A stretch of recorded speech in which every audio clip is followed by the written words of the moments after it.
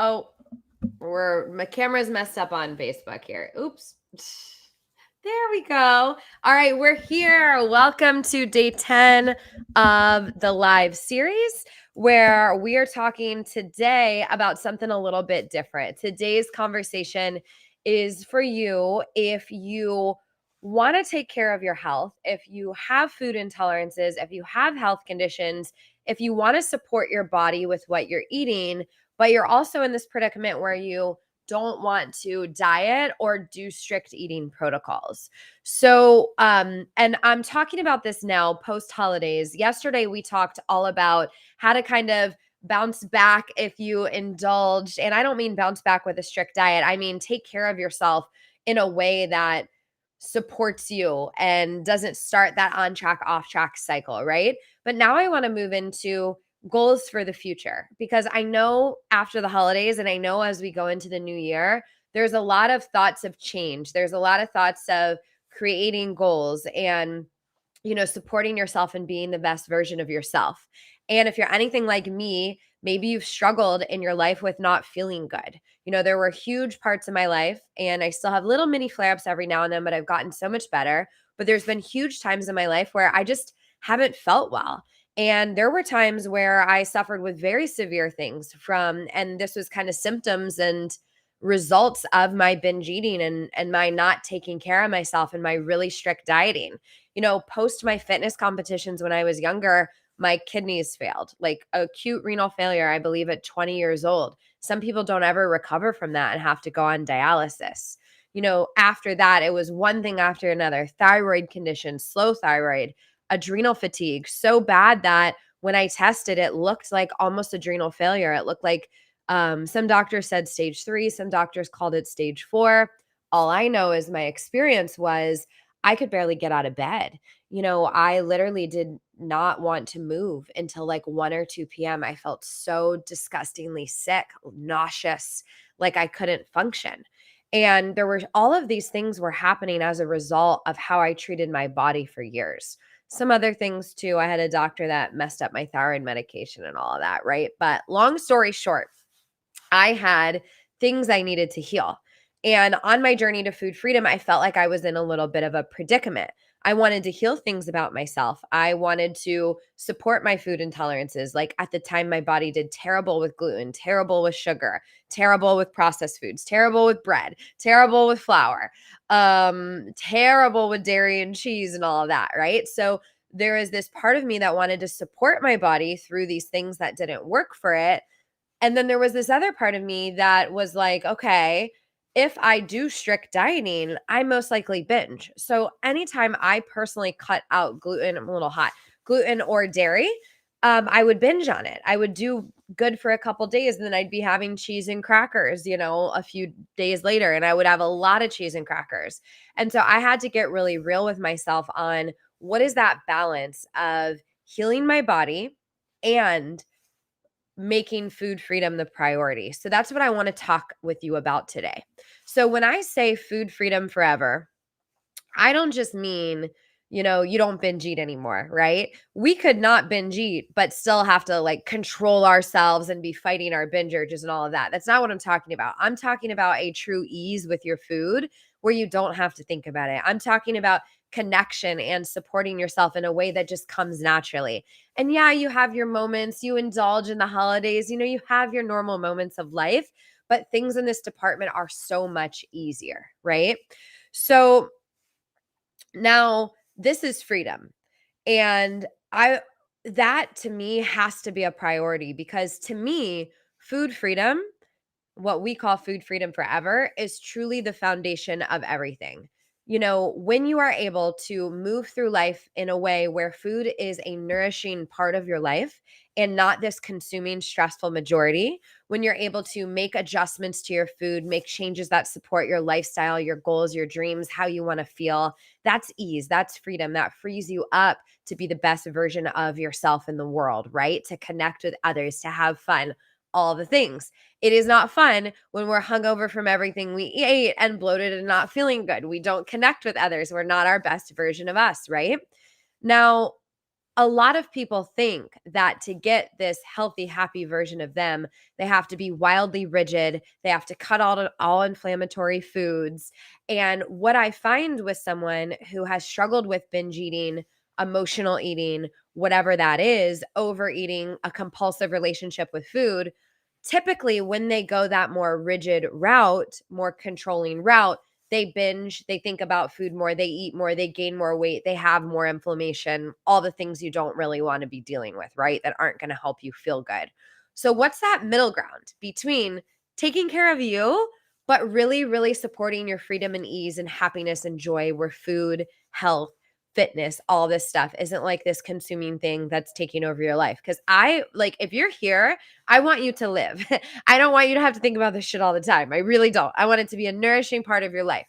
So, the big principle going into when we're talking about healing our body from food intolerances, health conditions, autoimmune conditions, all of that, is we have to remember that food freedom is the foundation to be able to do this. So that actually has to be the priority. And disclaimer, if you have celiac or a condition where you absolutely cannot have something, for example, gluten could be life-threatening for someone with celiac. There's certain foods that can be life-threatening for someone's with Crohn's or IBS. I'm not saying eat those in the name of food freedom. That's not what I'm saying. You obviously have to use your best discretion with what I'm teaching you today, because health conditions and so forth are very serious. So, of course, listen to your doctor in that regards. Now, I'm going to put you and give you personal power, and you kind of decide what you want to take from what I'm teaching. But I'm going to share a lot of what's worked with me and what's worked with other people. And at the beginning of my journey, I had to get very, very, very, very, very real with myself. When I restricted, I'm going to just say gluten and dairy, because that's what a lot of people cut out of their diets. When I said no gluten and dairy, I eventually binged on more. So I had to look, was a binge or massive overeating session on cheese, crackers, all the things that are inflammatory to my body that I'd been restricting, is that more harmful to my health? Or is, having a little cheese on my salad, or having a slice of cheese on my burger, or, having a couple cheese and gluten-free crackers on the side of a meal one day, every now and then? What's more detrimental to my health, my inflammation, and my health conditions, right? For me, those big binges were so much more detrimental to everything negative in my life. They made me feel awful. I was bloated. Inflammation lasted for days, weeks after. They kicked up my health conditions. I'd go in downward spirals with my health post binge and overeating session. So my goal had to be not eliminating all the inflammatory foods. My goal first, in my first phase of food freedom, was getting rid of the binges, because those binges on inflammatory foods were so much more harmful to my body than a little bit here and there. So you get to be the authority on you in this, right? If a little bit here and there with your health conditions is too intense for your body, don't do it, right? But if like a couple cheese and crackers, we'll use this example, right? If that makes you feel satiated to the point where you're no longer binging and having these massive inflammatory responses in your body, if you were my student, I would say, enjoy the damn cheese and crackers every now and then if it's a high leverage decision. So one thing we do with our students, and hi to our grads who are here. Hey, Regina. So if you are, when we're talking about this world of restriction and they've gotten through kind of this first phase and they're out of survival mode, I always talk about high leverage decisions, right? There's sometimes where there's cheese and crackers out and I literally could care less about them. It's not high leverage for me to eat them. If cheese and dairy and gluten don't do that well for my body and I have no desire to really eat those, I'm not going to have them. If I have a little pull to them because they're there and they're not important to me, I'm probably not going to have them. But if it feels like something that, man, by saying no to this cheese and crackers, or by saying no to this appetizer that's being shared at the table with my family and friends, by saying no to this fun family pizza night, am I going to feel really restricted? And is it going to create a chain reaction of me having more cravings, me not feeling satisfied, me eventually binging? Then by all means, the slice or two of pizza, the serving of cheese and crackers, that is more beneficial to your health and healing than not having it. So you have to get really real with yourself about the impact of your choices, short term and long term, on how you feel, on how high leverage it is to getting you and keeping you out of survival mode, and how that's going to impact your health. So let's say you came to me and you had negative reactions to gluten and dairy, but you were still binging. Our first phase would look like having a conversation with you that looked like this. I'm going to support you in you eating foods that support your health and your body and help you feel good. And I'm going to support you in eating foods that support you mentally and emotionally and take care of your survival based needs so we can show your brain and body that you're going to be fed and you're going to be taken care of. And as we do this more and more, we can eventually start stepping more into the food that feels good. We can eventually start stepping into food swaps for gluten, for dairy, for whatever that is. But if you're binge eating and I'm trying to get you to cut out gluten, swap everything, and eliminate cheese right now, you will most likely binge more, right? So we got to get real about where we are. Now, let's say you're in a phase beyond this. You're out of the icky binge phase. There's some overeating still, but like you're feeling more connected to yourself. You're feeling more in your power.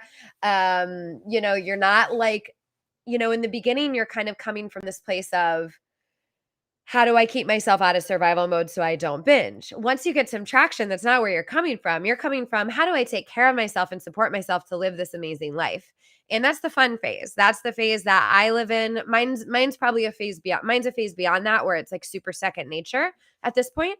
But that phase of like, how do I take care of myself to live an amazing life? That's a conversation I'm in often, even with my freedom, right? It doesn't stop. You don't just stop thinking about caring for yourself when you're free. That's a part of your freedom, right? So let's say you're at this fun phase and you realize that certain foods aren't helping you feel good. I encourage you at this point of your journey to kind of move into experimentation, right? Experimentation with, let's say I do some swaps. I have we'll just keep using cheese and crackers. I have my cheese and crackers that I like for my snack. Let's focus this week on finding some gluten-free alternatives to my crackers. Or let's say you're not gluten intolerant and you just want to eat food that has better ingredients that work well for your body. You want to trade the Dorito chips or the chips you've been having for a version that breaks down better in your body that isn't as processed, right? Once you're out of that binge phase, that's where you get to start practicing with that stuff and you get to experiment. And for me, as long as I found alternatives that were good, like I actually felt better from that. It felt cleaner in my body. It felt better to eat. I felt more nourished.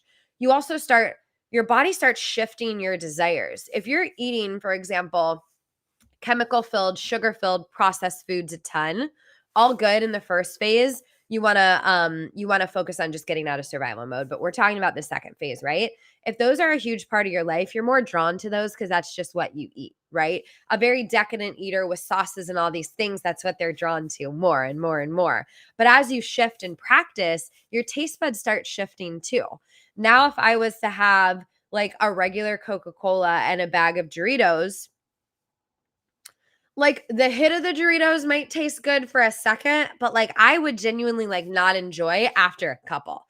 Cheetos. I used to love Cheetos. I love Paleo Puffs now. They're really good. I can eat a good amount of Paleo Puffs without feeling icky. There's these no cheese Paleo Puffs that I love. If I had Cheetos right now, I would have a couple and I would start like, ugh, like I just wouldn't enjoy it. And let me tell you, if you told this to me, 10 years ago, I would have been like, you're freaking crazy. I would go to CVS and buy a bag of Doritos at night and binge on the whole thing, or Cheetos, right? But there was a shift over time. And the shift over time did not come from restricting Doritos. The shift over time came from meeting my survival needs, getting myself out of survival mode, and then focus on slowly experimenting with different options in a way that didn't trigger restriction. So also remember, at this phase of your journey, you're the authority on you. If you're trying different options and you start getting the telltale signs of survival mode, more restriction, thinking about food, right? A pull to overeating, a pull to emotional eating, compulsiveness with your food, not feeling as satisfied from food, all the signs of survival mode, right? That we've been talking about. If you start feeling that, then you can slow down your experimentation, right? This isn't this black and white thing that you have to stick to. This is the thing that you get to practice with. And let's say you make a decision to start working out in a certain way for your health or eating in a certain way for your health. If it starts feeling icky, you don't have to stick to this thing. You can generally eat and move in that way, but adjust based on how your body's reacting. So at this stage of my journey, for example, I am largely gluten-free and largely dairy-free. When it is important and I want it, I have it. I had a pizza night the other day. I had feta cheese on my salad the other day. I had fried chicken tenders, because I really wanted them. But I'm also not ordering fried chicken tenders every time I order a lunch because that would make me feel like shit and be very inflammatory to my body. And even though we're practicing releasing restriction and not dieting, we do have to acknowledge the truth of the impacts of foods on our system, right? And we get to do this in a way that's not restrictive. We get to do this in a way where we become the authorities on it. The strict diet we're sticking to doesn't become the authority. I get to become the authority. I am the decision maker on feeling good. I am the decision maker that gets to support myself. And I am the decision maker if I want a pizza night with my family without feeling guilty on that. And I support you and empower you to have that too. So, this is really what this stuff is about. And some things that have helped me on my journey to kind of evolving to a eater that eat foods that is wow, my grammar. I'm going to use the word clean, and I don't mean clean like clean eating fitness like da da da. I mean, if you looked in my pantry, it is foods that, for example, the chips I have in there probably have like 5 ingredients or 7 ingredients, and they're ingredients that break down easier in the body, that work well for the body. My snacks are those gluten-free chips and hummus and veggies and but I'm still having carbs and rice. I have my gluten-free bread. I still have these things. Carbs are very, very high leverage for me. When I cut them out, I get kind of like craving-ish. So your body needs carbs. Find some good carbs that work well for your body, right? And that's what I've done. And like I said, if I'm out to eat with some friends or something and I want something else, I have it. So do well with this stuff when it's easy to do well with it, right? When you're at home, when you can explore, when there's things that really matter to you, like being out to eat or whatever that is, like enjoy those moments and don't enjoy those moments thinking I'm going to binge and overeat on all these things because I can't have them at my house. That's not true. If you have a desire for something, you could literally jump on Postmates, Uber Eats. You could buy the recipe stuff to cook it. The food is not scarce. And that's actually how we kicked off this series, is reminding you that food is not scarce. When you're on a diet, food is scarce. You are not on a diet. You're on a path, if you're following this way, of self-care, self-connection, and honoring you and what supports you. And like I mentioned, sometimes what's supportive is the pizza night. Sometimes what's supportive is like the big, delicious, hearty meal and a couple Netflix shows and just shutting your brain off, right? And many times what's supportive is the presence, the breathing, the honoring yourself, the enjoying your meal, the tasting the ingredients, the slowing down, right? You get to decide what's supportive. But we don't want you to decide that in the disconnected way and the F it button way that we talked about yesterday. That's so common through the holiday season. So I hope this helped. Some things that have helped me kind of on this transition. I think I started this topic and jumped, but sauces have helped. I love organic Valley sauces. There's a ton out there. There's a woman in my mastermind. Oh, her brand is called Sauce Goddess. It has incredible sauces and my brain just stopped. Spices. I love hummus, tzatziki. You can make your homemade tzatziki with Greek yogurt. There's a brand called Kalina that's dairy-free cultured yogurt that tastes exactly like Greek yogurt with the same exact texture. Kalina yogurt. I have it almost every day. I didn't have it for breakfast. I might have it for lunch. You can make tzatziki sauce with that. I'm obsessed, which is like I'm Greek, so the Greek stuff, the hummus, the dips. I love all that stuff.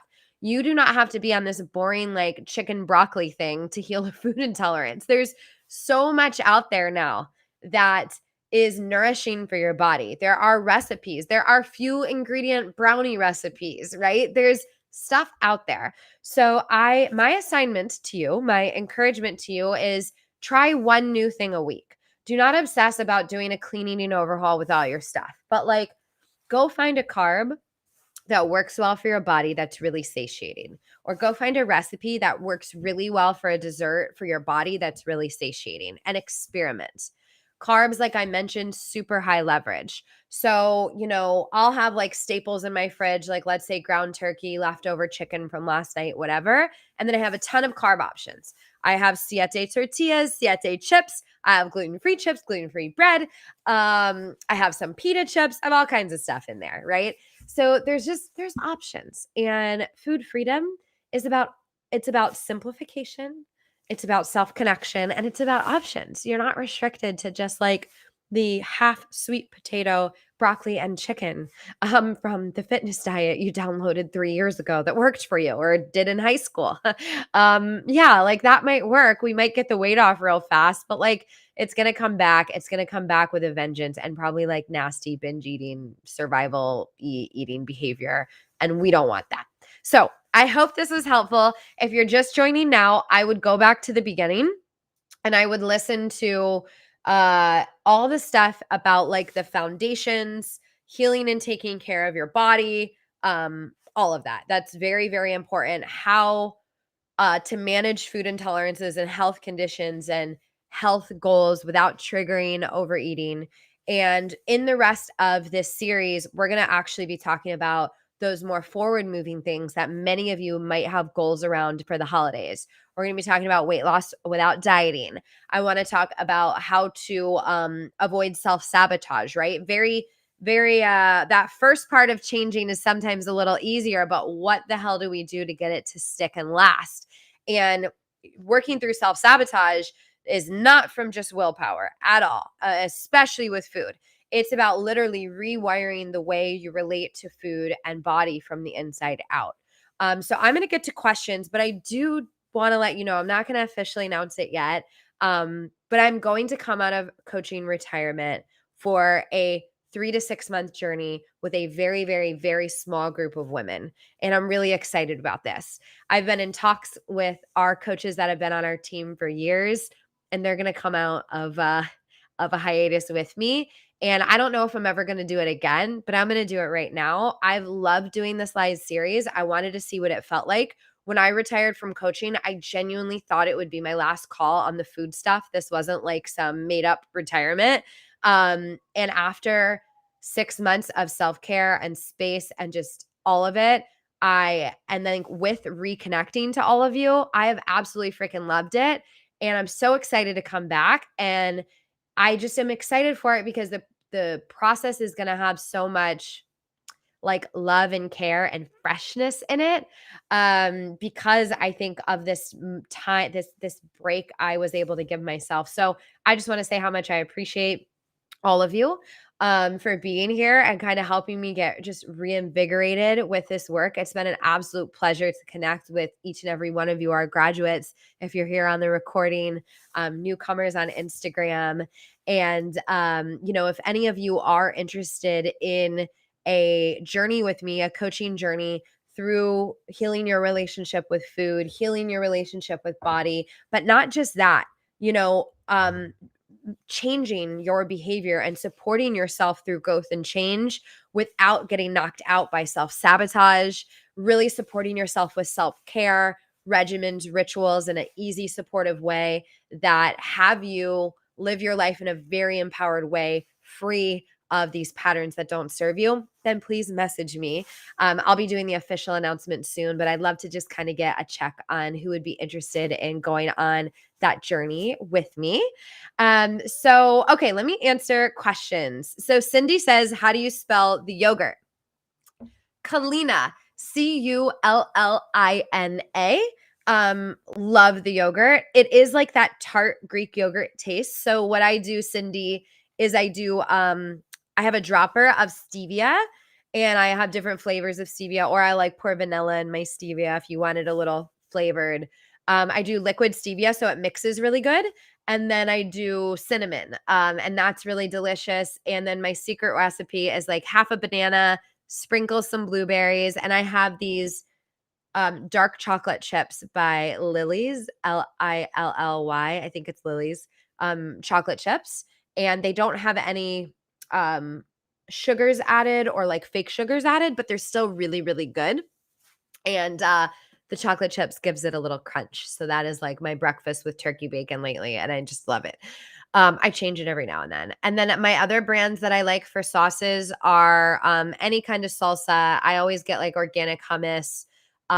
Sauce Goddess, I'm obsessed with. It's not organic, but it's one of the only sauces I've ever found that that doesn't have a lot of like icky ingredients in it. It doesn't even have gum or filler, and they're so good. It's called Sauce Goddess, and it's a women-owned business. It's a small business, so I love supporting those kind of businesses. And then Siete, Ciete, great tortillas, great chips, great taco shells. Those are really good.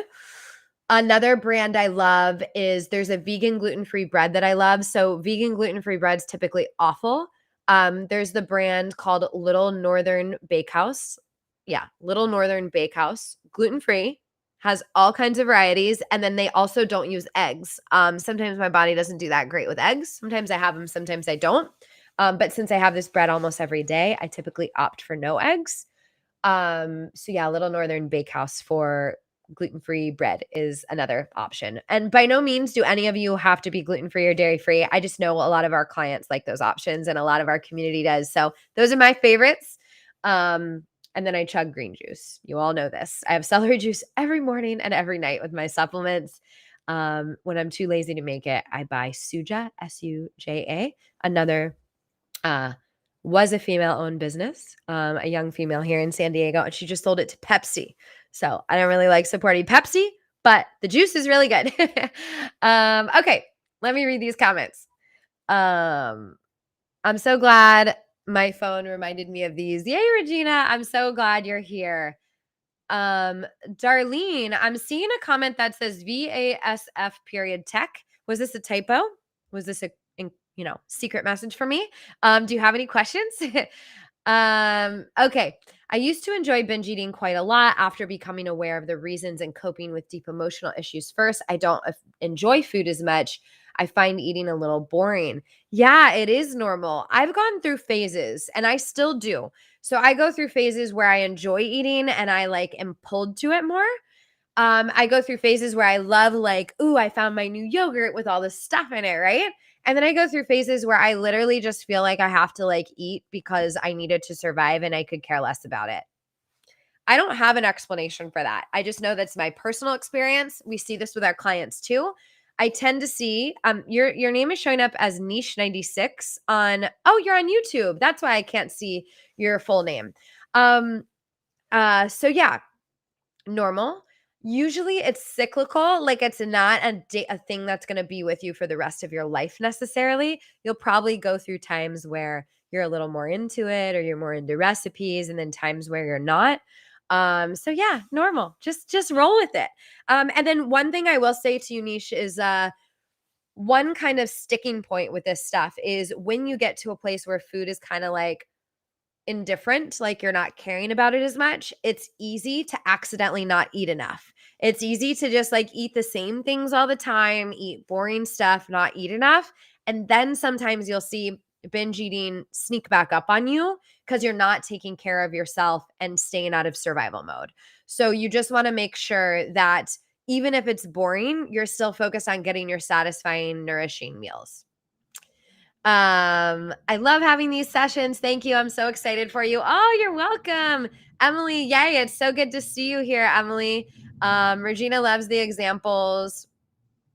Niche says, but is this a sign I'm over binge eating? Yeah, I mean, it sounds like it really is. Now, here's the thing with binge eating that I will talk to everyone about. You can be permanently free from binge eating. You do not have to worry. Ooh, my hair is crazy. You do not have to worry about like binge eating coming to lurk and get you. Now, in your first like year or two of freedom, you actually for the rest of your life, you do want to make sure that you're not going into survival mode. You don't have to make sure about this like a crazy person where you're thinking about it all the time. But like Niche, if you notice thinking about food more, craving more food, that might be a sign that you're not eating enough and you want to make sure you get those satisfying meals in. So yeah, just make sure you're taking care of yourself. Make sure you're using your tools to support yourself emotionally, and then make sure you're satisfying your body's needs. And the foundation of freedom from binge eating is taking care of yourself. And there's going to be times where you're not taking care of yourself and life is crazy. I don't want you to think that like when you're slacking in the self-care department that binge eating is going to come. That's not the case, but we do want to at least physically take care of your body's needs so you have that foundation to be supported to handle your emotions. Life is a lot easier when you're satisfied with food. Life gets a lot crankier when you're like hungry and focused on what you need to eat. So yeah, like handle your physical needs so you could go live your life would be my suggestion there. But yes, Niche, good for you. Big sign that you're either there or getting there, and this stuff is a journey. So yeah, if you need any support, we're totally here for you. All right, thanks, Brittany. You're welcome. Niche, what's your name if you don't mind sharing? Is Niche your name or Nish? I don't know. It's NISH on YouTube for those of you who can't see it. Also, this is my first time I've ever gotten a YouTube live comment, I think. So thank you. I'm excited about that. I'm using a streaming platform that allows me to do Facebook and YouTube at the same time. So this is totally new. um Nishi, I'm thinking I'm pronouncing that right. Nishi, is that the right pronunciation? And from India. Oh, well, welcome from across the world. I'm excited you're here. Someone that works on our team, Priya, is in India right now. She worked with us for over a year. She's amazing. I know that's quite the time zone because she would go visit her family for a month. So yeah, sending you a lot of love over in India and hope everything is going well over there. I know there's been, all the COVID stuff and things that have been hard on you guys. So just sending you a lot of love, and it's good to have you here. All right. Any other questions that we got before we go? Oh, Raquel, I missed your comments. Exploring and experimenting with what you call clean eating sounds like true freedom. Yes. And I would like to let's eliminate the word clean eating. I was using it just to kind of like sometimes it's hard to describe things without like a label. But I don't want Raquel or anyone to feel like you have to eat clean. I would say experimenting with foods that work well and feel good in your body, that literally digest well, that aren't so processed that like you have to recover from them because your body had to work hard to handle them. Just foods that work well and support you. So I use the word clean to describe that. It does not have to be clean. Just foods that feel good in your body. Raquel says, as a child, I had a lot of restriction. However, you sharing your journey really encourages me and points me to a path of freedom. Oh, Raquel, that makes me happy that it is encouraging you. I had a lot of restriction when I was younger too. And that is definitely something that can start binge eating. Even if our household is very well intentioned, let's say our mom and dad just want us to be healthy and happy, and there's a huge focus on health and cleanness in the household. Or let's say it's something more abusive, like our parents are criticizing our weight or trying to force us to eat a certain way or withholding love because we're not a certain size. We got the range. We got the abusive, unhealthy side, and we got the side that seems healthy but can still develop some weird patterns. A lot of times a child in those environments will internalize things like, to be loved, to be cared for, I have to be healthy and I have to be thin. And I'm not saying this is what your parents told you, but this is just at that age of our lives when we're developing beliefs. A lot of times we are very focused on getting love and getting approval and getting support and care from our parents because we need that to survive. And if there's this link built between um between food and health and that, we can get very, very focused on that. Very focused. And it can affect us for the rest of our lives unless we acknowledge it and do something to change it. So Raquel, you probably went through a phase where there was so much focus on restriction. There was rebelling with binge and overeating, whether it was intentional or unintentional. I did the same thing. So now it's like there's the extremes, right? We got the restriction and we got the screw it, I'm going to binge or overeat. Or we don't have the screw it. We have the restriction and we have the, oh my God, something's taking over me. It feels out of control. I'm eating. We want to go right in the middle. what is not binging and not restriction, but a very like self-connected, self-centered in a good way approach. So I'm excited that this has encouraged you, sending you a lot of love for any stuff that was hard in childhood around food and weight. I know that can be really tough.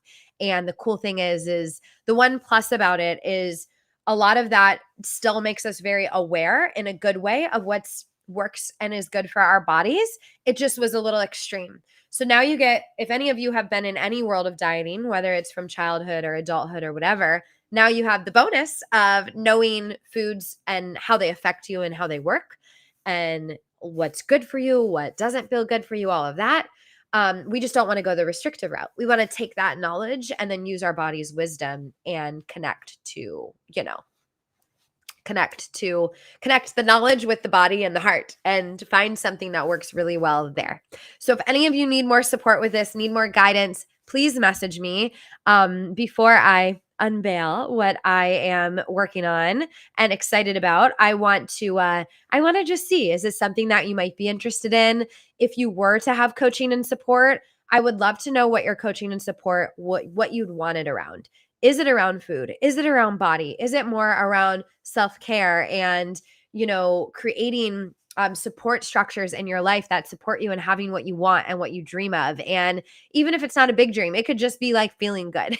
Is it around feeling good? Is it around working through some of the emotional stuff? What feels like that thing that you need support around? I would love, love, love, love, love to hear from you. And that way, as I'm working on things over here, it can be really catered around what you all want. So on that note, I'm going to sign off for today. Thank you for being here with me. Tomorrow, what are we talking about? Let me see. What are we talking about tomorrow? I'll be on at 10 a.m. tomorrow and 10 a.m. every day this week. And then we'll do probably like a 3 p.m. on Monday. But 10 a.m. every day this week. Hold on. Let me find.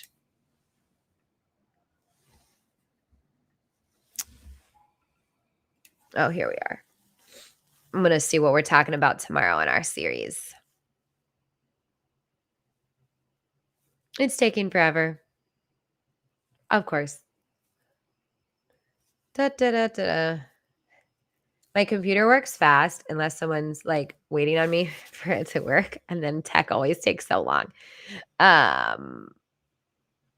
Day 10 is today. Day 11, how to not. Ooh. Okay. Day 11 is how to not get caught in the New Year's diet resolution trap and what to do instead. Okay. So if you got that temptation right now to just like diet, get the weight off, then do the whole food freedom thing, I am going to talk to you about a middle ground where you can still have weight loss without dieting. But you're not going to fall into the trap. And then Thursday, we're talking about weight loss without dieting. And then I can't see what else we'll talk about. I'll tell you soon. So, okay, cool. Awesome. Sending you guys love. And I think that's it. All right. Bye. Okay, Facebook. I have to untape my phone from my computer. Oh my God. My light. Listen, look at how I did this. So you guys didn't have to see the side of my face for Instagram. I just covered my phone in tape and I tape it right under the camera, and then I just untape it. And if you're wondering what these weird things are, I'm like a weirdo about EMF, which is basically radiation from phones and technology. So I have EMF blockers on everything. My boyfriend at this point, now that we live together, thinks I'm a psychopath, but hey, who knows if it works, but if it does, then we're healthier and happier because of it. So on that note, I'm going to stop rambling about my weirdness, untape my phone. I hope everyone has a awesome everything, awesome rest of the day. What day is it? Tuesday. And I'll see you tomorrow. We're going to be talking about weight loss without dieting and no New Year's diet resolutions, but what kind of resolution will be really supportive and how to make that happen. All right. See you tomorrow. Bye. Alex laughing at me. Or I'm sorry, Rochelle's laughing at me.